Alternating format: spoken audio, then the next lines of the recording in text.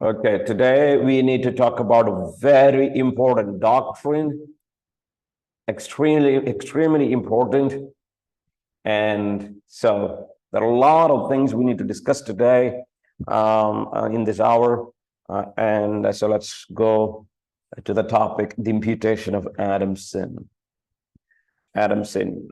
And these are some of the topics that usually people don't talk about it. Or they don't know much about it, so it is necessary that we talk about it. The imputation of Adam's sin, the sin of imputation.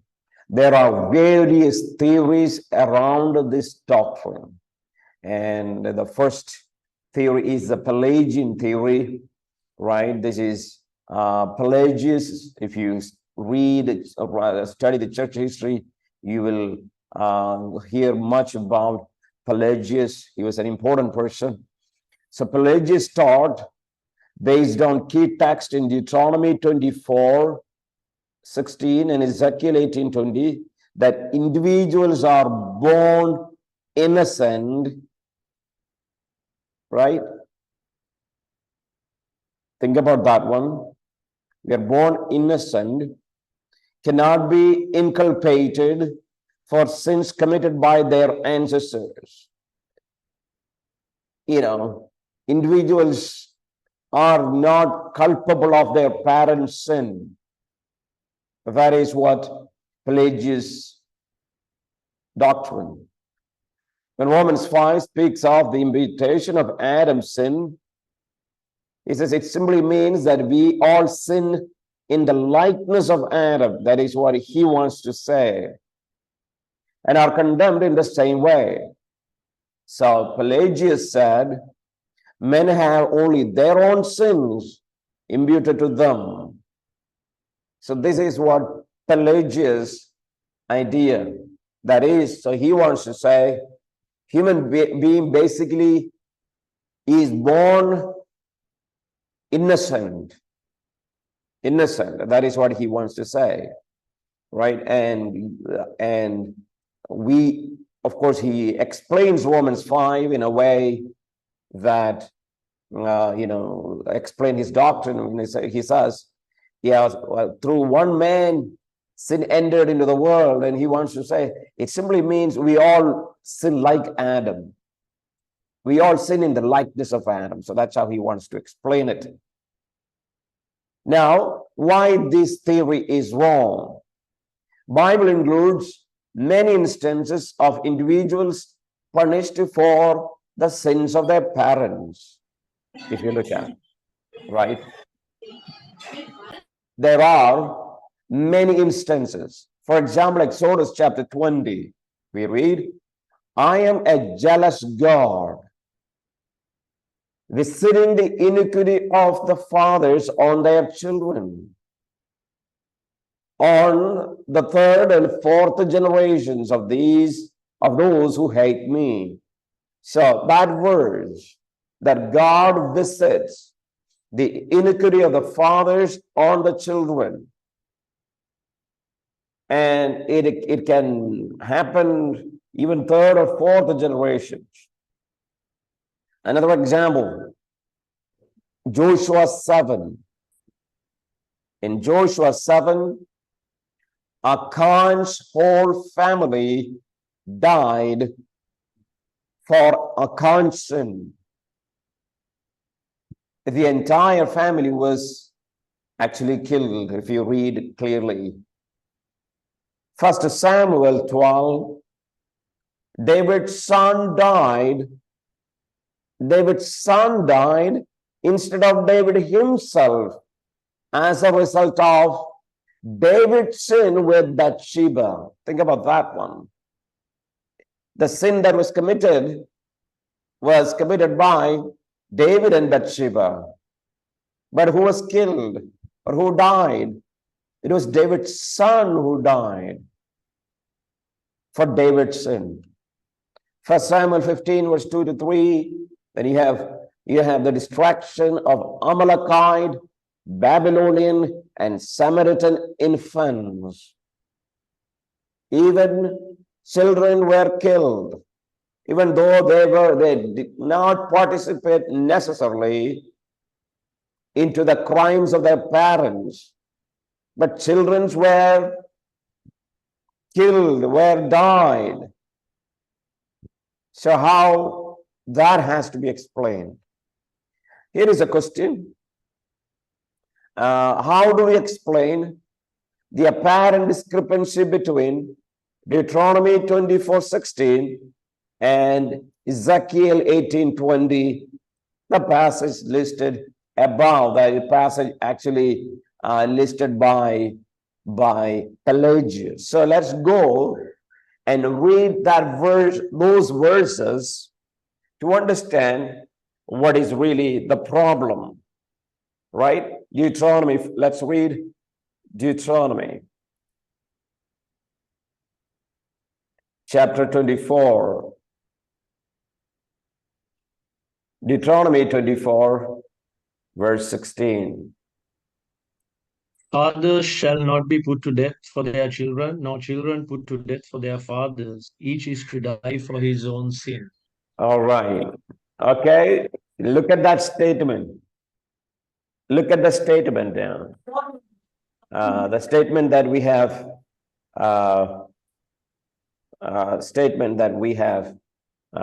been discussed just a minute before. Here, this is just opposite to what we have said. Now let's go to Ezekiel chapter 18. So Deuteronomy clearly says, fathers shall not put to death for their sons, and nor sons be put to death for their fathers. Everyone shall be put to death for his own sin. All right, so very clear. There is not much confusion. Now coming back to Ezekiel. Ezekiel 18, verse 20.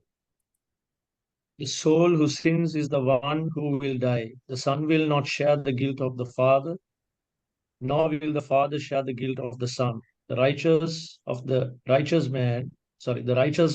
righteous man will be credited to him, and the wickedness of the wicked will be charged against him. All right, so you have two passages that clearly says that the son will not bear the punishment for father's iniquity. Two passages. Now, all the passages that we have read now above just says opposite, right? Either Exodus 25, Joshua 7, 1 Samuel 12, 1 Samuel 15, these are all talking about children bearing the consequences of father's sin. But these two passages clearly say opposite. So how do we explain it? Many suggest that Deuteronomy 24 and Ezekiel 18 deal only with culpability, that is, guilt and punishment.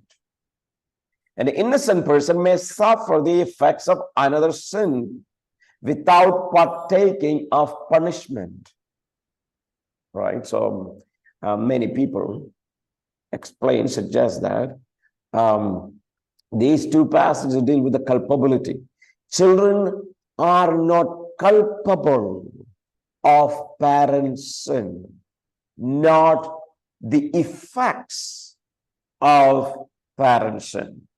Yes, they might bear the effects of parents' sin, but not the culpability.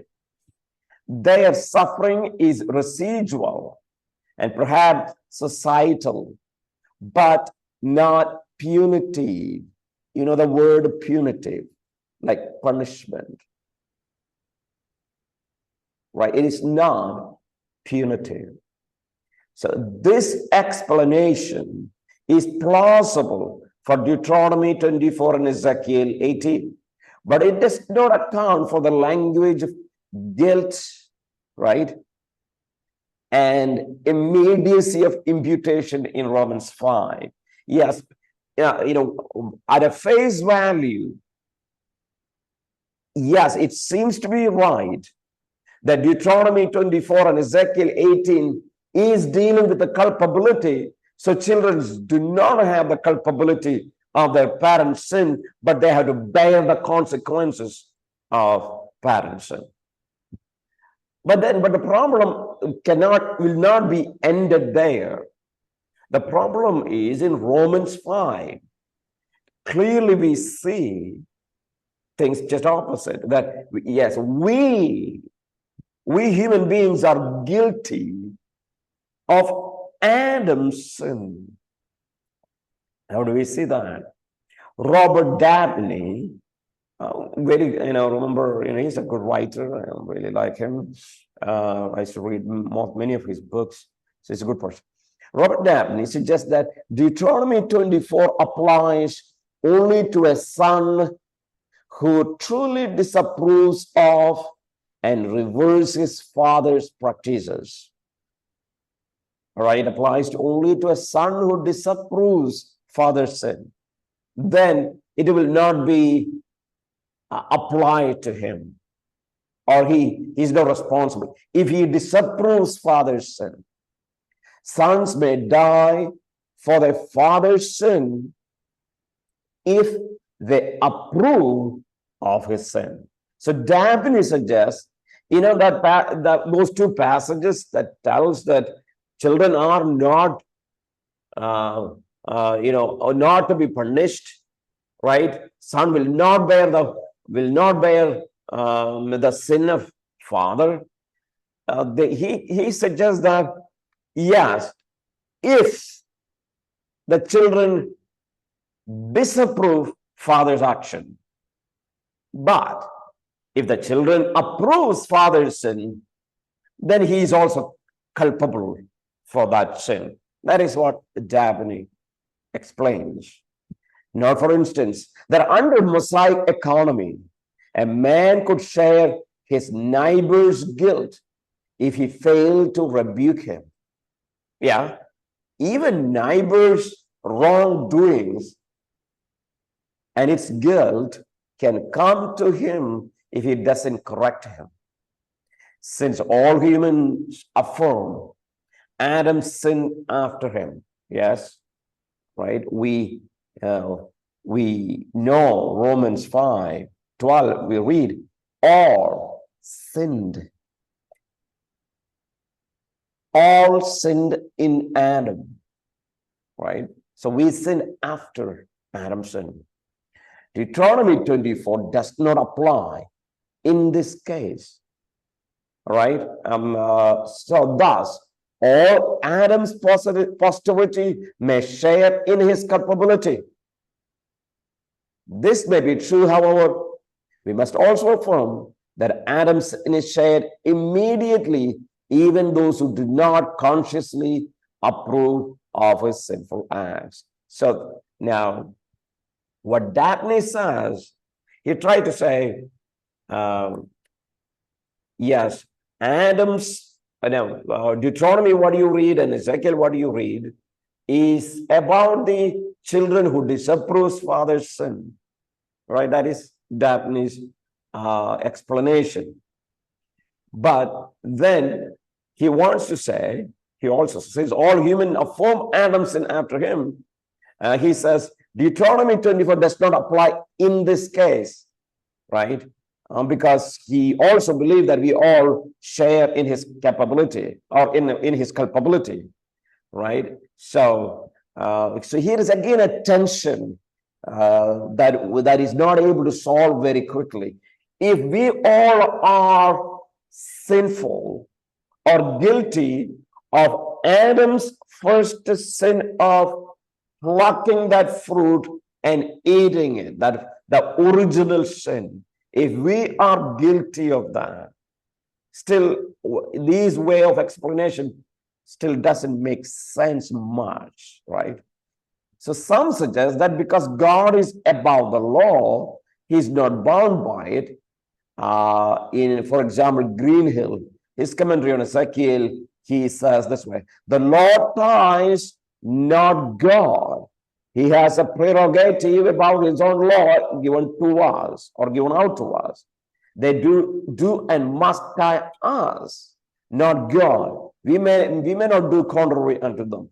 This is possible For God surely possesses a greater judicial authority than his vice regents do. So some people think that, yeah, it is right that parents, children doesn't bear the guilt of parents' sin, but that is natural way, but same time God is above the law, and God can impute the sin of Adam to everyone. It is okay because God is above the law. That is the argument. So yes, maybe we are trying to explain, and probably the best solution is also proposed by Dabney, and is echoed in William G.T. Shett's summary of the federal view. You have this theological book that I have given or sent to you, I believe, right? William G.T. Shett's Systematic Theology. And in his federal view, he summarized, argued is that during the Adamic administration, Adam's initial sin, that is, only his initial sin and its corresponding guilt extend to all his posterity. So William G.T. Shedd explains this way. This is such only Adam's sin, right? Adam's sin is applied to all the people, not other sin. Only Adam's sin is applied to all people. But that after his initial sin, he ceased to represent, and therefore all sins thereafter fall under a different administration, and that is governed by the texts such as Deuteronomy 24, verse 16, and Ezekiel 18:20. And barring the covenant overtones here, this seems to be the most acceptable solution. So how do we understand that? Yes, first of all, William G.T. Shedd says, number one, Adam's sin, when Adam represented the entire human race in the beginning, right? Because God created whole human race in Adam. And at that time, right, the sin that Adam committed, because we were in the loins of Adam, and therefore Adam represented all of us, Adam's sin is imputed to all of us, right? All human race. That is only Adam's sin. And therefore, it may be better to suggest second explanation coming from Dabney, right? Second thing. What is the second thing? As Dabney suggests, that yes, Deuteronomy 24:16, Ezekiel 18:20, yes, children are not culpable, right? Culpable means what? Responsible for parents' sin. We should say, yes, Dabney is right in explaining that they are not responsible for father's sin, provided that they disapprove father's sin, right? The story with Achan was that even though Achan sinned, it was entire family was partaking in that sin because they all covered it up and got killed. So they approved father's sin. So it is better to say with the damn. So, but that is one thing, and Adam's sin imputing to us is different thing, right? It's completely different thing because Adam represented the entire human race, but our parents doesn't represent the rest. They're not like Adam. They don't represent the entire human. And therefore, the way that we understand this text is that, yes, and this is a question that many people would ask, right? Many people would ask. I have heard, or I've been asked this question several times. Do you know, Bible says that God will punish the generations for the sin of parents. So how do you explain it? This is a question that many people would ask. And the answer to that is this. Yes, you need to understand the difference between culpability and consequences.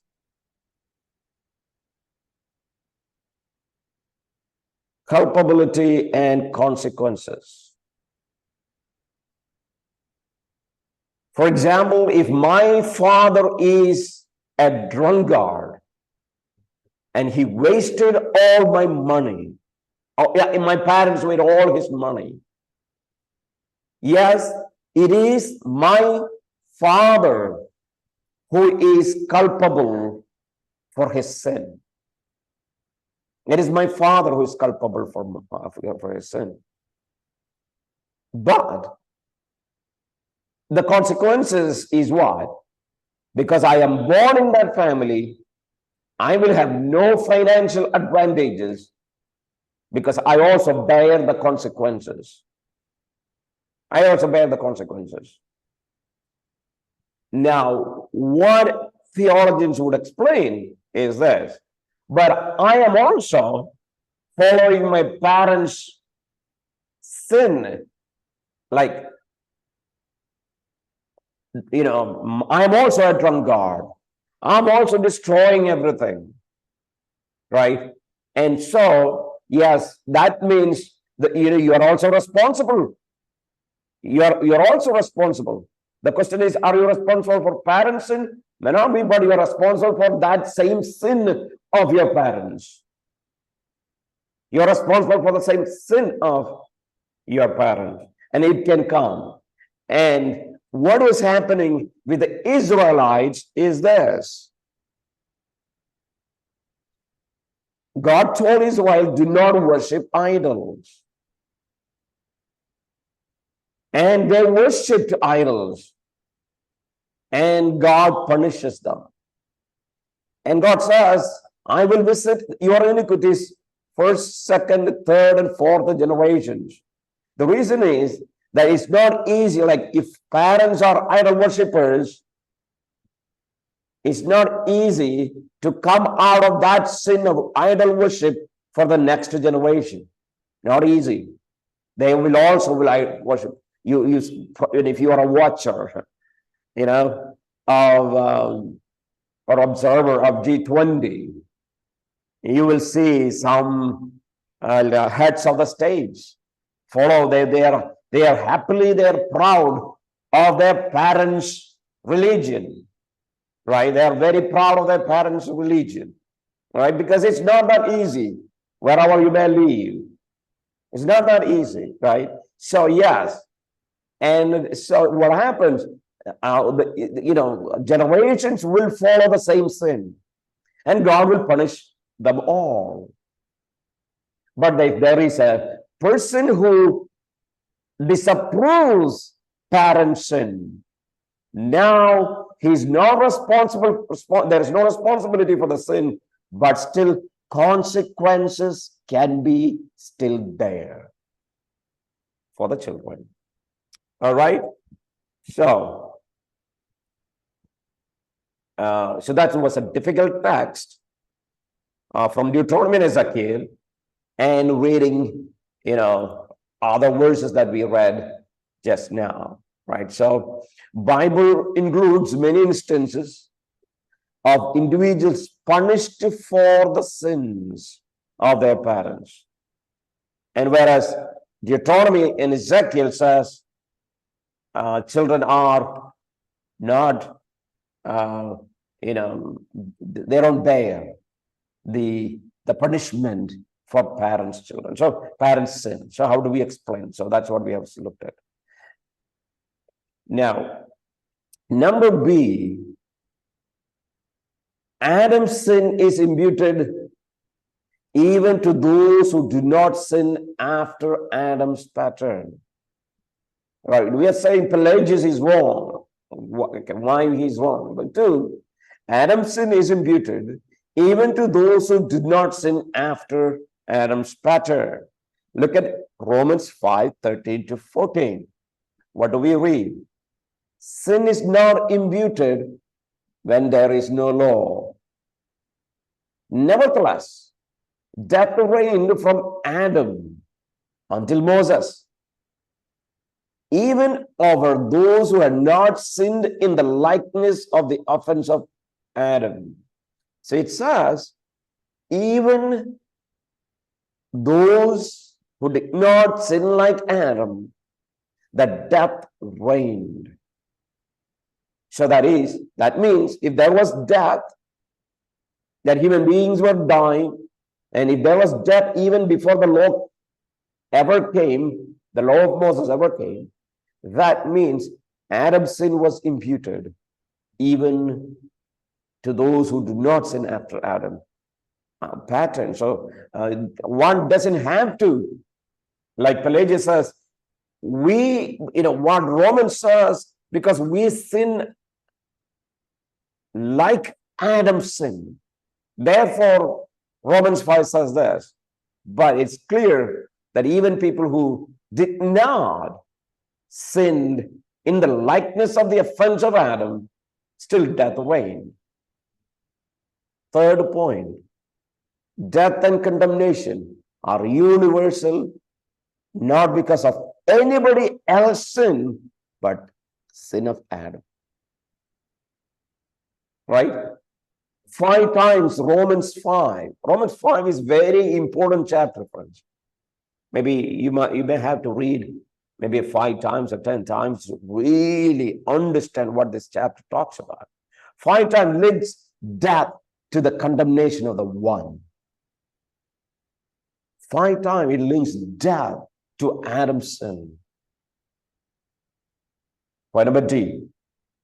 If it has already been clearly established above that not all die because of personal and voluntary sins.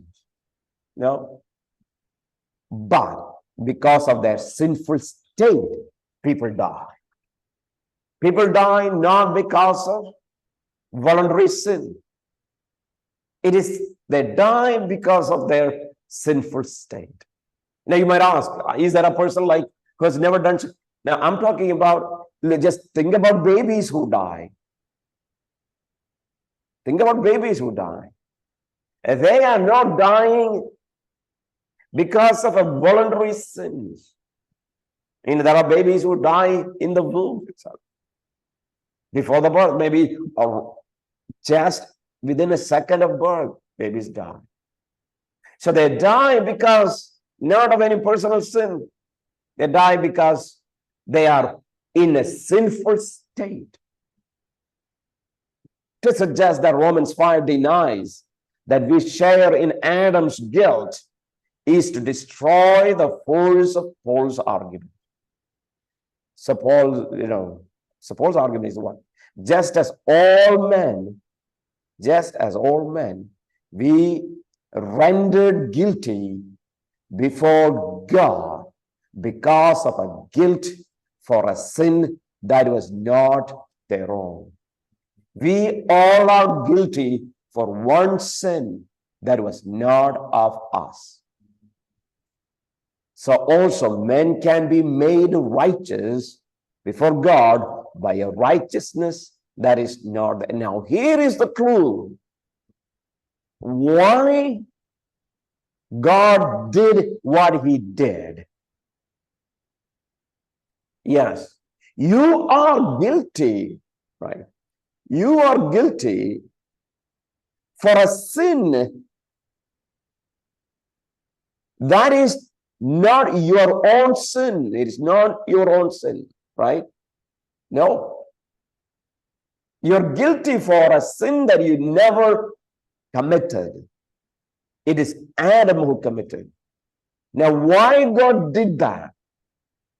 It is to do something. What is that? I would say this imputation was to save us. How? So that you can be made righteous before God by a righteousness that is not your own. So whose righteousness is that? That is Jesus' righteousness. The knife slices both ways. If there can be alien guilt, if there can be no alien guilt, there can be no alien righteousness. Right. Now you understand why God did what he did. So friends, sometimes people ask this question, why God wants to impute Adam's sin into us. So remember, I said in the beginning, we are sinful two ways. We are sinful two ways. Number one, we are sinful because of the imputation of Adam's sin, right? Adam's sin. So that means when you are conceived in your mother's womb, God imputed the first sin of Adam into your account. Therefore, you have one sin that you have never committed in your account even before you are born. Right? Adam's sin. Second way we are sinners is not through imputation, but we inherited sin nature from our parents. All right? Sir, namaste, sir. Sir. Yes. Any? Were you asking a question? No, sir. No, okay. I think it's done. You can ask question if you have, no problem. So we inherited a nature, right? Sinful nature from our parents.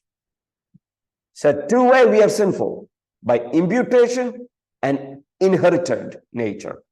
Imputation of the first sin. Now the question is usually asked, why God has to impute Adam's sin, right? That is what we answered here. Yes, this is an alien guilt, we say.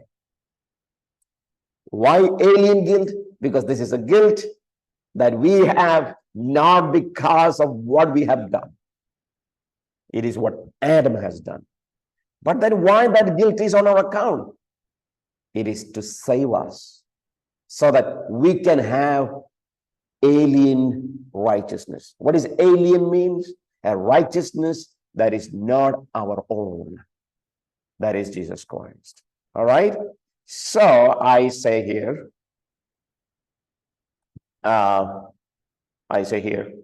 that Pelagius' position that we are born innocent is not a right position. It's not biblical.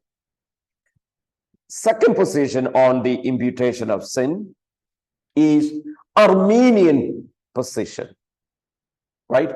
Arminian. Jacobus Arminius,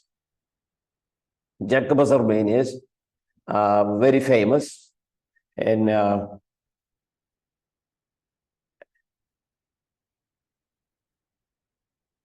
yes, very famous in church history, right?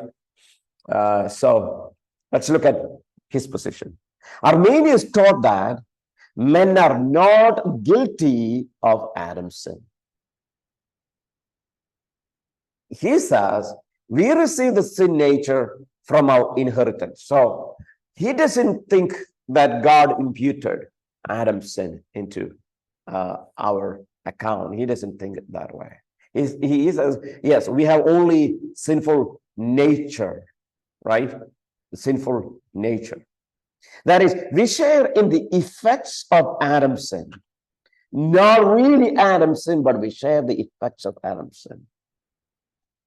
All right. But not the guilt. But see the same arguments above.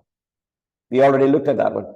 Guilt is incurred only when we consciously approve of Adam's sin by committing personal sin.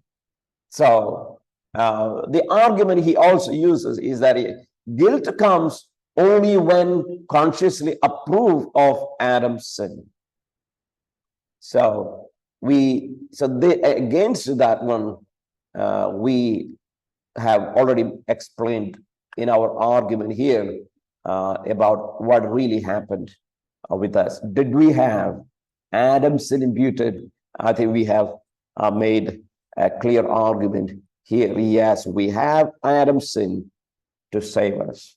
So this is what Arminian, he doesn't believe in imputation of sin. Rather, he simply believes in only in the inheritance of sinful nature. Third is the Calvinistic position, right? Calvinistic position. What is Calvinist position? Romans 5:12-19 clearly indicates that sin involved in the doctrine of imputation is the first sin of Adam. That's very clear. That this one sin somehow immediately comprehended the whole race. Let's look at, open your Bibles. I want you to see that. Romans now.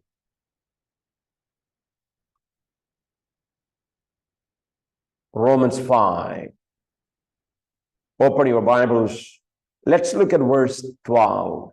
We're going to look at 12, 15, 16, 17, and 18, 19. 12. Let's read verse 12 first.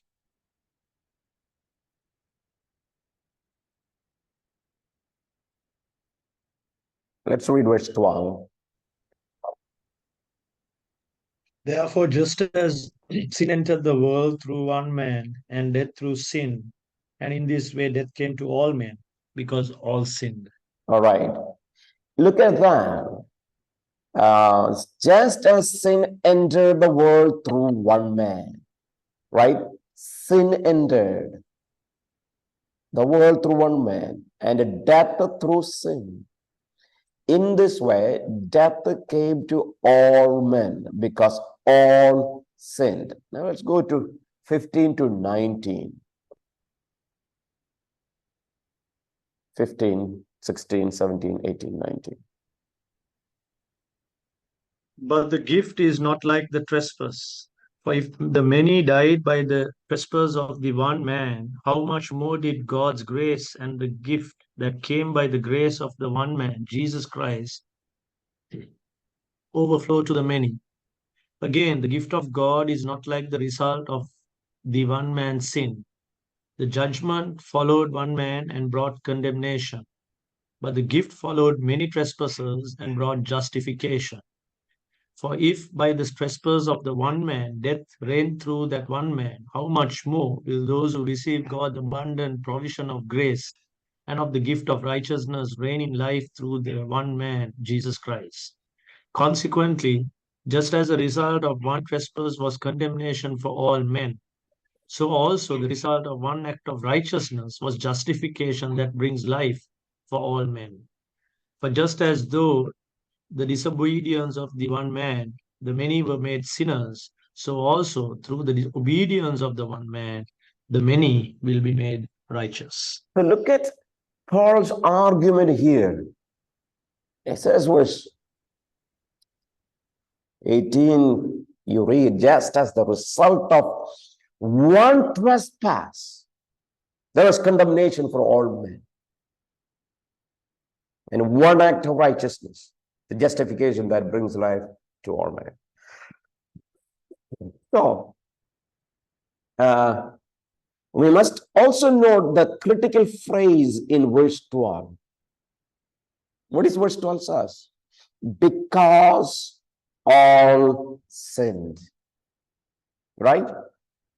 It said, just as sin entered the world through one man, death through sin, and in this way death came to all men because all sinned. Right? So it says, you sinned. Where did you sin? You sinned in Adam. It is not simply as Arminian says, only the nature is coming to us. It clearly says, not simply the nature, but we actively sinned. There is when Adam sinned, we also sinned. So the no other conclusion can be drawn that the whole race was somehow inculpated in the sin of Adam immediately at the point of his sin. In the verse we see the following equation necessarily made. This is the equation. What is the equation? Adam sinned is equal to all sinned. Adam sinned, all sinned. So the only explanation for this is that there must be some sort of solidarity in the human race that links the sin of the one with the sin of the many. So what I'm saying is that the Calvin explained this position this way, and that is the more biblical and accurate position on the imputation. It is not like Arminians, Jacobus Arminians taught that we got only the nature. No, that's not what it says. It clearly says we all sinned, right? We all sinned with Adam, because Adam represented the entire humanity at that time. He was the representative of humanity. And therefore, Paul argues, actually God did it for good. That's what we read today. Because of that imputation of sin in your account, you have a sin that actually you did not do by conscious act, but it was deposited in your account. So you have an alien sin in your account. And why? Why God did that? So that God can save you, that in your account God can bring an alien righteousness, the righteousness of Jesus Christ into you. So that is what we learn from this. All right. Now, so we looked at those three positions. The Pelagius position. Pelagius says man is basically born as innocent.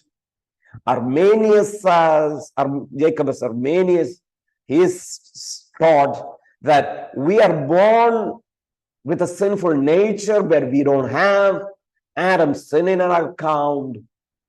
And Calvinist position is, no, we are born sinful, sin with a sin nature, plus the sin of Adam into our account. That is what Calvinist position, and that is a biblical position. I wanted to emphasize here. Any question on what we have discussed? Yes.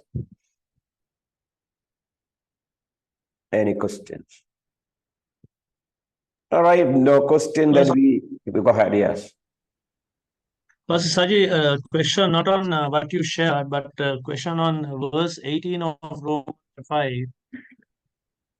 when it says, consequently, just as the result of one trespass was condemnation for all men. So I believe the all men there refers to entire humanity. So also the result of one act of righteousness was justification that brings life for all men. Does that, the second part of that verse, it doesn't refer to all humanity, right? Because Oh, yeah, and the idea is that, well, Because we are some people talking can literally about, take go ahead. it, take it because all men in the first part is referred to entire humanity, but the second part of all men doesn't refer to the entire humanity because the entire humanity won't be saved. Won't be saved, right? We know that the entire humanity won't be saved, but in a maybe we can think some other way that yes, uh, with one act of righteousness, there was justification that brings life for all men. The idea is that it is powerful to bring justification for all the people. It is capable of saving all the people.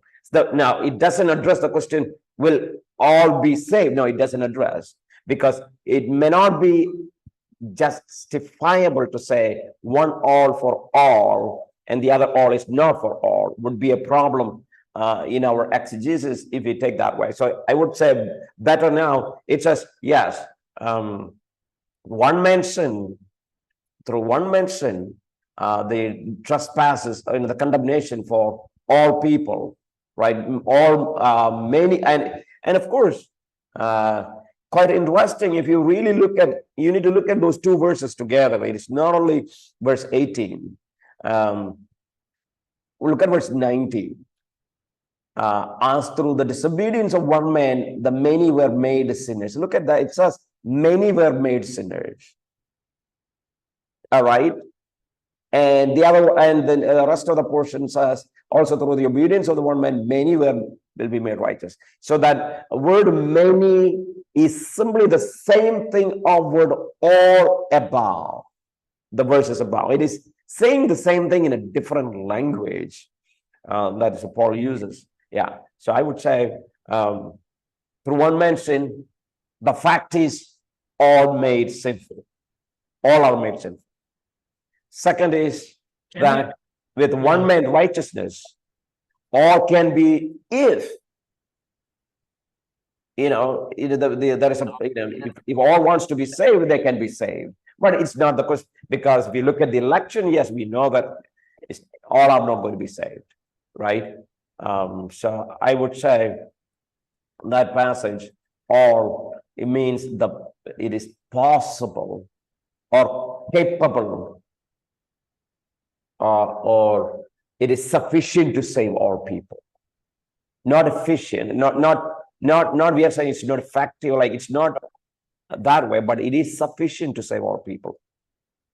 With one act of righteousness, with the one act of righteousness that Jesus, like it talks about the obedience of the law, that is known as the one act of righteousness. Through that, God is able to save all the people. That's the way I take it. So maybe sufficient or powerful to save all people. I would use that word, powerful to save all the people.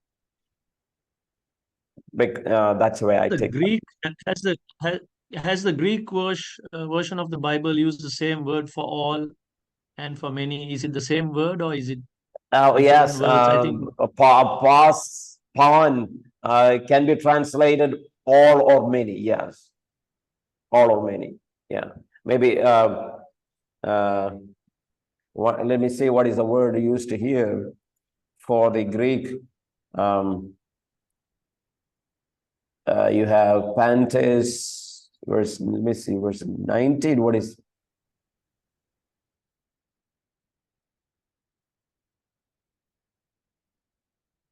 Yeah, but here a different word is used. Not the same word, actually. Not the same word. It is one is pause. Pause means all. The other one is okay. Poloi. Poloi means many. That's how it is translated. Polos, many or much. So I would, my point is this: the argument of the text is this, simply this: there are two representatives. That is the argument. It is not. We are not. The argument here is not about the particular atonement. That is not the argument. So we don't have to argue from this text the particular atonement. But here mainly the argument is there are two representative head. One is Adam. Second is the second Adam. And first Adam's sin is imputed to our account of everyone at the time of conception. Now the question is, why God had to do that? Is simply to save us, so that when you have an alien guilt in your account, now Jesus' alien righteousness, a righteousness that is not your own, can be imputed to us. So because God wants to be just God. That's what the idea. It is for the purpose of the justice of God. God has imputed the sin of Adam into our account. All right.